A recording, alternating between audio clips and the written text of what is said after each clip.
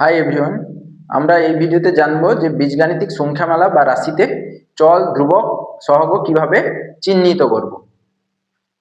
ঠিক আছে, দেখি একটা একটা বীজগাণিতিক সংখ্যামালা নিলাম, যেমন ধর 2a প্লাস 3, 2a প্লাস 3।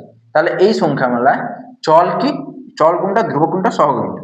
চল, ধ্রুবক, সহগ জানার আগে আমরা জেনে নেব চলটা কি জিনিস। চল কি, চল চল হলো কি যার মান অজানা। এক কথায় বলে কি হবে, চল হলো যার মান অজানা, যেটা আমরা জানি না। তাহলে এই বীজগাণিতিক সংখ্যা আমরা কার মান আমরা জানি না, এর মান জানি না, তাহলে এটা কি হলো, চল হলো। ধ্রুবক কি, ধ্রুবক হচ্ছে যার মান নির্দিষ্ট বা পরিবর্তন হয় না, অপরিবর্তনশীল। তাহলে ধ্রুবক এখানে কি কার মান পরিবর্তন হয়, 2 আর 3 এর মান, 2 আর 3 এর মান পরিবর্তন হয় না, 2 3 কি হলো, ধ্রুবক। এরপরে কি সহগ, সহগ কি, সহজ যে যে ধ্রুবক চলের সাথে যুক্ত করে থাকে তাকেই বলবো সহগ। তাহলে চলের সাথে যুক্ত হয়ে করে থাকে, চলের সঙ্গে যুক্ত হয়ে কে আছে, চল হয়েছে এ, এর সাথে যুক্ত হয়ে আছে 2, তাহলে 2টা হলো সহগ। কার সহগ, এর সহগ। এবার দেখি আমরা পরের উদাহরণে চলে যাব। এই বীজগাণিতিক সংখ্যামালায় চল কি, চল হচ্ছে যার মান অজানা, তাহলে এখানে পির মান অজানা, পিটা চল। ধ্রুবকটা কি 2, আর একটা আছে এক আছে। কিন্তু যে কোনো সংখ্যা যদি নিই, যে কোনো সংখ্যা তার সামনে আমি চিহ্নটা সহ লিখবো। সামনে চিহ্ন কি আছে, মাইনাস, তাহলে কি হবে, মাইনাস এক হবে ধ্রুবক। আর সহগ কি, সহগ যখন লিখবো তার আগে চিহ্ন লিখবো, যেহেতু আগে কিছু নেই মানে প্লাস আছে, আর কোন সংখ্যার আগে কিছু নাই লিখলে সেটা প্লাস, তার জন্য আমরা লিখি।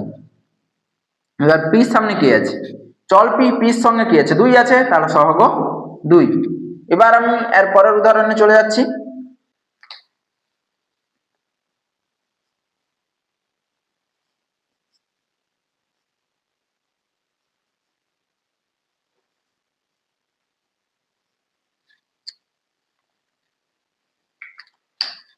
এর এবার যে বীজগাণিতিক সংখ্যামালা আছে সেটা কি, যে 4y² - 3y + 4।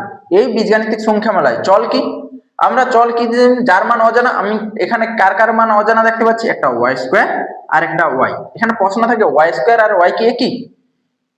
আমরা একটা উদাহরণ নিয়ে জেনে নিই, যেমন yটাকে আমি 2 ধরি, 2 আর একটা 2²। 2² মানে কি জানি, কারোর পাওয়ার গুণ, মানে ওটা দুবার গুণ। তাহলে 2² মানে 2 × 2 = 4। এবার আমরা কি 2 আর 4 কি একই, একই নয়, একই রকম। তাহলে y² আর y একই নয়, দুটো তাহলে কি হলো, আলাদা চল হয়ে গেল।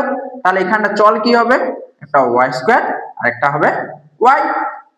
এবার ধ্রুবক কি, ধ্রুবক যাদের মান নির্দিষ্ট, তাহলে কি আছে 4। এবার এক্ষুনি বলছিলাম যে যে সংখ্যাগুলো নেব তার আমি চিহ্ন সহ নেব। তাহলে চিহ্নটা এর ক্ষেত্রে চিহ্ন কি আছে, -3 আছে, তাহলে -3 লিখবো। তারপরে 4। এবার সহগ কি আছে, সহগ কি, যে চলের সাথে যেটা আছে তাকেই বলবো তার সহগ। তাহলে y² এর সাথে কি আছে 4, তাহলে 4টা কি y² এর সহগ। আর y এর সহগ কি আছে -3, তাহলে y এর সহগ কি বলবো, -3। তাহলে সহগ কি হলো 4 আর -3, 4টা হচ্ছে y² এর সহগ আর -3টা হচ্ছে y এর সহগ। এবার আমাদের কাছে কি আছে, 6ab + 3, 6ab + 3, 6ab। এবার বলছে এখানে চল কি,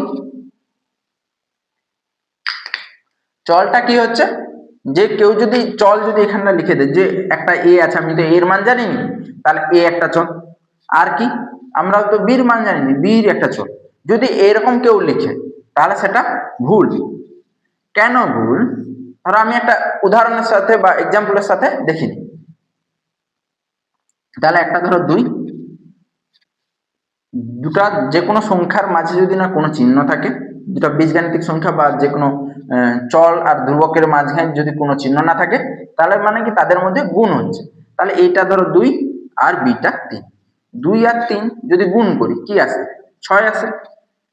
তাহলে 2 আর 3 গুণ করলে 6 আসে। এই 2 আর 3 6 এর সঙ্গে সমান, 3টা একই নয়, 3টা তো আলাদা কথা। যে 2 আর 3 6 এর থেকে আলাদা, তাহলে একই রকম এ আর বি গুণ করার ফলে তার অন্য একটা মান চলে আসছে। তার ফলে এ আর বি দুটার চল রইল নি, তাহলে এ বি একটা নতুন একটা চল তৈরি হলো, যেটা কি এ বি। তাহলে এর ক্ষেত্রে আমি চল কি লিখবো, চল কি হবে এবি।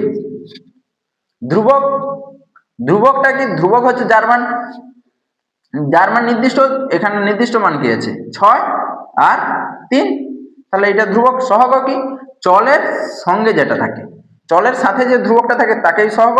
তাহলে চল এবি, এবির সাথে কি আছে 6, 6টা হলো সহগ।